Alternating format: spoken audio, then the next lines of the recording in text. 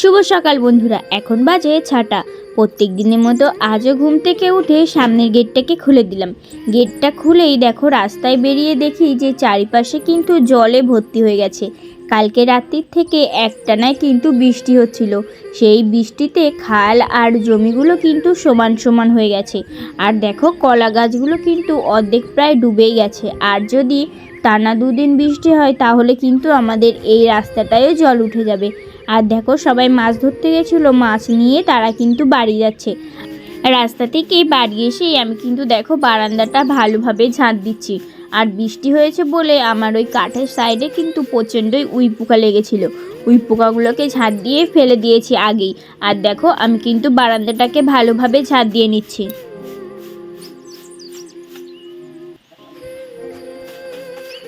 ওপাশের বারান্দাটা ঝাঁট দিয়ে সোজা চলে আসলাম এপাশের বারান্দাটায়। আর এপাশের বারান্দাটাও দেখো ভালোভাবে কিন্তু আমি ঝাঁট দিয়ে দিচ্ছি। আর আমাদের বারান্দা থেকেও দেখো কিন্তু দেখা যায় চারিপাশের পরিবেশটা। আর খালটা আর ওপাশের যে জমিটা সেটা কিন্তু খাল আর জমি সমান সমান হয়ে গেছে জলে ভর্তি হয়ে। আর দেখো আমি কিন্তু নোংরাগুলোকে ভালোভাবে এক জায়গাতে জড়ো করে নিচ্ছি। নোংরাগুলো এক জায়গাতে ভালোভাবে জড়ো করে আমি সব নোংরাগুলোকে এই টবটার ভিতরে ভরে রাখছি।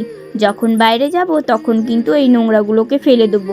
আর এখন কিন্তু ওই রাস্তায় আর নোংরাগুলো ফেলা যাবে না, কারণ রাস্তায় কিন্তু প্রচণ্ডই কাদা হয়ে গেছে। আর দেখো টবটার ভেতরে আমি নোংরাগুলোকে ভরে রেখে আবার একটু ভালোভাবে ঝাড় দিয়ে দিচ্ছি।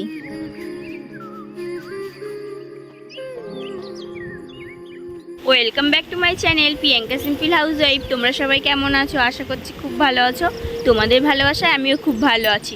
আর আজকে কিন্তু সকালবেলা ঘুম থেকে উঠেই দেখি আমাদের চারিপাশটা কিন্তু জলে তলিয়ে গেছে। কালকে রাত্রির থেকে টানা বৃষ্টি হয়েছে। আর দেখো এই খালটা তো কম জল ছিল, খালটা জলে ভর্তি হয়ে আশপাশের জমিগুলো সব কিন্তু তলিয়ে গেছে। আর ওই দেখো দূরে কিন্তু একটা দাদা জাল পেতেছিল, দেখতে এসেছে যে মাছ বেঁধেছে কিনা। আর কত সুন্দর হাওয়া দিচ্ছে দেখো, কলা গাছগুলো কিন্তু খুব সুন্দর দুলছে। আর রাস্তাটা কিন্তু আমাদের সে আগে যেমন ছিল তেমনই কিন্তু হয়ে গেছে। আর চারিপাশটা একবার দেখবে, এই দেখো দূরে যেসব কলা গাছগুলো দেখতে পাচ্ছ, কলা গাছগুলো কিন্তু সব ডুবে গেছে। আর আশেপাশে যেটুকু জমিতে জল ছিল তার কিন্তু দ্বিগুণ জল হয়েছে। আর রাস্তাটা কি পরিমাণে কাদা হয়েছে দেখছো।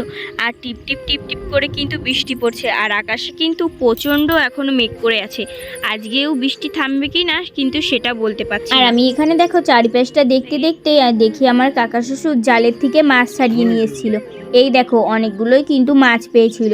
আর উনি কিন্তু মাছগুলোকে নিয়ে সোজা বাড়ির দিকে যাচ্ছিল। আর আমি একটু চারিপাশটা ভালোভাবে দেখছিলাম, কারণ চারিপাশে অনেকেই কিন্তু মাছ ধরতে এসেছিল। এই দেখো এই একটা দাদা এখানে কিন্তু চারও পাচ্ছিল।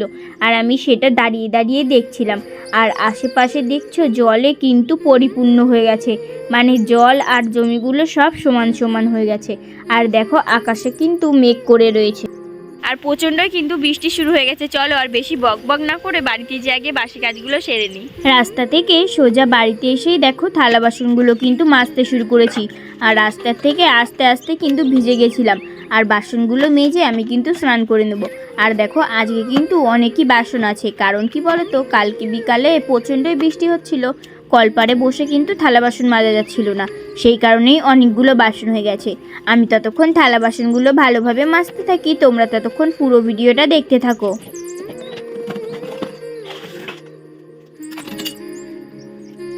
ওই থালা বাসনগুলোকে মেজে আমি দেখো কলের তলায় রেখে দিয়েছি। তারপর এই 2-3টে বাটি ছিল সেগুলোকে কিন্তু ভালো করে মেজে নিচ্ছিলাম। আর কালকের থেকে কিন্তু কারেন্টটা চলে গেছে, এখনও পর্যন্ত কিন্তু কারেন্ট আসেনি, সেই জন্যই কিন্তু অন্ধকার অন্ধকার লাগছে। আর দেখো থালা বাসনগুলো আমার কিন্তু ভালোভাবে মাজা হয়ে গেছে। থালা বাসনগুলোকে এবার আমি এক একটা করে ধুয়ে নিচ্ছি।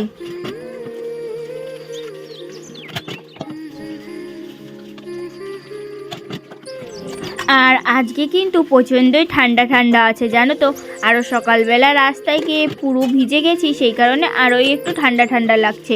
আর ওয়েদারটা কিন্তু পুরো সেই মনে হচ্ছে যে শীতকাল চলে এসেছে। এখনও কিন্তু শীতকাল আসেনি, তাও কিন্তু শীতের মতোই অবস্থা হয়ে গেছে।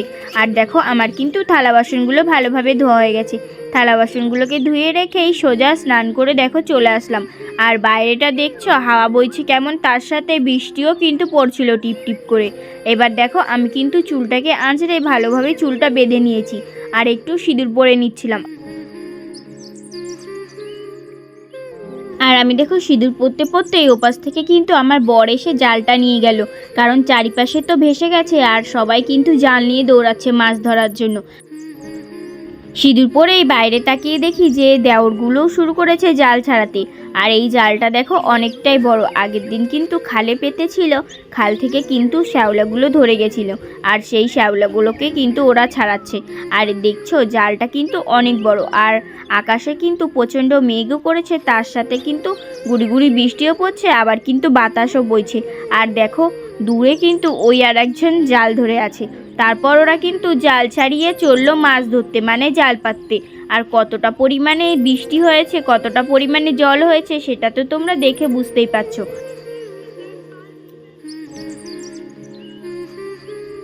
যেই দেওরটা দেখো নৌকা চালাচ্ছে, ও কিন্তু খুব সুন্দর নৌকা চালাতে পারে জানো তো। ওরা তো চললো জাল নিয়ে মাছ ধরতে, আমাকে তো আমার কাজ করতেই হবে, তাই জন্য আমিও একটু দাঁড়িয়ে দেখে সোজা চলে আসলাম বাড়িতে। আর বাড়িতে এসেই কিন্তু রান্না করতে শুরু করলাম। আর আজকে বৃষ্টি পড়ছে, সেই কারণে বড় বাড়ি ছিল, তাই বললো যে একটু খিচুড়ি করো, খিচুড়ি খাওয়া যাবে সবাই মিলে। সেই জন্য আমি কিন্তু খিচুড়ির সব কিন্তু জোগাড়জান্ত করে বসে পড়লাম খিচুড়ি রান্না করতে। আর কালকে কিন্তু ওই আমার রান্নাঘরটায় রান্না করতে পেরেছিলাম, আজকে আর রান্না করতে পারলাম না, কারণ উনানটা পুরো বৃষ্টির জল পড়ে পড়ে ভেঙে গেছে। আর আমি দেখো খিচুড়ি রান্না করব বলে কুমড়ো, আলু আর পুঁই শাকের ডগ ভালো করে কেটে নিয়েছিলাম।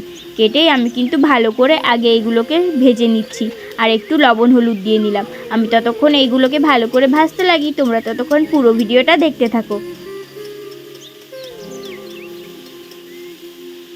আমি কিন্তু সব সবজিগুলোকে ভালোভাবে ভেজে নিয়েছি। আর দেখো সবজিগুলো ভেজে আমি কিন্তু খুন্তি করে তুলতে যাচ্ছিলাম, খুন্তি করে দেখলাম আর তোলা হলো না, তাই জন্য কিন্তু কড়াইটা ধরেই দেখো গামলার ভিতরে ঢেলে দিলাম। তারপর কড়াইতে যেটুকু তেল ছিল তার ভিতরে দিয়ে দিলাম আদা আর জিরে বাটা, তার সাথে দিয়ে দিচ্ছি একটু কাঁচা লঙ্কা বাটা। আর কি বলো তো, কাঁচা লঙ্কা বাটা, জিরে, আদা বাটা আর হলুদ আর লবণ দিয়ে ভালোভাবে কিন্তু আমি এই মশলাটাকে কষিয়ে নিচ্ছি একেবারে। যখন খিচুড়িটা হয়ে যাবে লাস্টে কিন্তু খিচুড়ির ভেতর দিয়ে দেবো। আমি ততক্ষণ মশলাটা ভালোভাবে কষাতে লাগি, তোমরা ততক্ষণ ভিডিওটা দেখতে থাকো।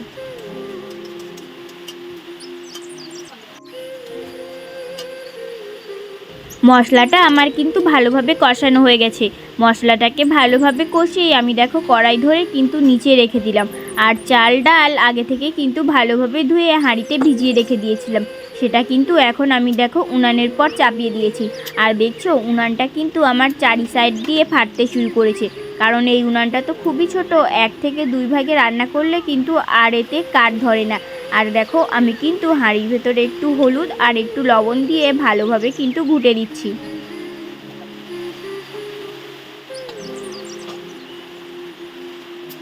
আর এত প্রচণ্ড হাওয়া দিচ্ছিল যে এখানে বসে রান্না করাই যাচ্ছিল না, তাও কিন্তু এই ছোট্ট উনানটা করে রেখেছিলাম, সেই জন্য কিন্তু বাঁচা, না হলে কিভাবে যে রান্না করতাম সেটা কিন্তু আমি জানি না।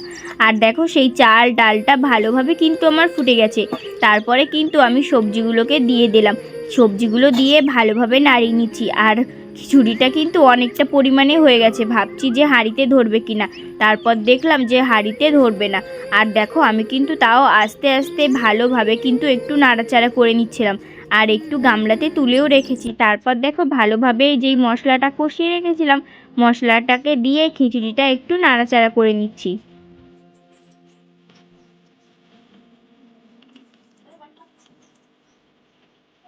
আর তোমরা কে কেমনভাবে খিচুড়ি রান্না করো আমাকে কিন্তু অবশ্যই কমেন্ট করে জানিও। আর দেখো আমার কিন্তু খিচুড়িটা রান্না করা হয়ে গেছে। খিচুড়িটা রান্না করে আমি কিন্তু লাস্টে একটু গরম মশলা দিয়ে দিলাম, আর গরম মশলাটা দিয়ে খিচুড়িটাকে ভালোভাবে ঘুটে নিচ্ছি। আর আমার কিন্তু এই হাঁড়িটাই ধরেনি, তাই জন্য আগে একটুখানি তুলে রেখেছি, সেটাকে পরে দিয়ে কিন্তু ভালোভাবে ঘুটে নেবো। আর দেখো কাঠ দিচ্ছি আর কিন্তু লেবে যাচ্ছে, এত প্রচণ্ড পরিমাণে হাওয়া দিচ্ছে। আর যেই চটটা পেতে খেতে বসি সেই চটটাকেও কিন্তু দেখো সামনের দিকে আমি বেড়াতে আটকে দিয়েছি। আর ওই যে বললাম যে খিচুড়িটা দেখো তুলে রেখেছি, তার সাথে আর একটু খিচুড়ি দিয়ে ভালোভাবে কিন্তু দেখো মিশিয়ে নিচ্ছি।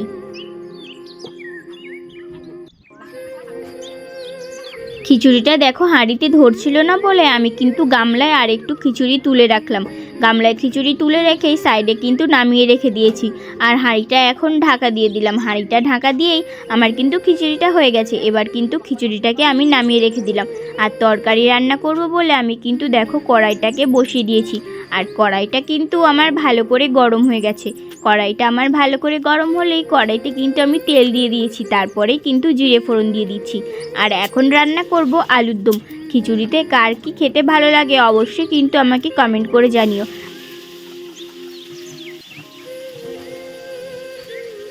খিচুড়ির সাথে যদি একটু ডিম ভাজা হয় তাহলে তো আর কোনো কথাই হয় না। ডিম ভাজা আর আলুর দম হলে আর কিন্তু কিছু চাই না। আর আমার জানো তো খিচুড়ি খেতে খুবই ভালো লাগে। আমি যদি খিচুড়ির নাম শুনি তাহলে কিন্তু আমার খেতে ইচ্ছে করে। তাই জন্য আজকে বৃষ্টি পড়ছিল আর বর বললো যে একটু খিচুড়ি করো, সেই জন্য কিন্তু খিচুড়ি রান্না করছি। আর আমারও বেশ ভালোই লাগলো যে আজকে খিচুড়ি খাবো। আর দেখো মশলাটা কিন্তু আমি আগে থেকে করে রেখেছিলাম। মশলাটা আমি কিন্তু কড়াইতে দিয়ে ভালোভাবে দেখো কষিয়ে নিচ্ছি। আমি ততক্ষণ খিচুড়িটা রান্না করতে লাগি, তোমরা ততক্ষণ পুরো ভিডিওটা দেখতে থাকো।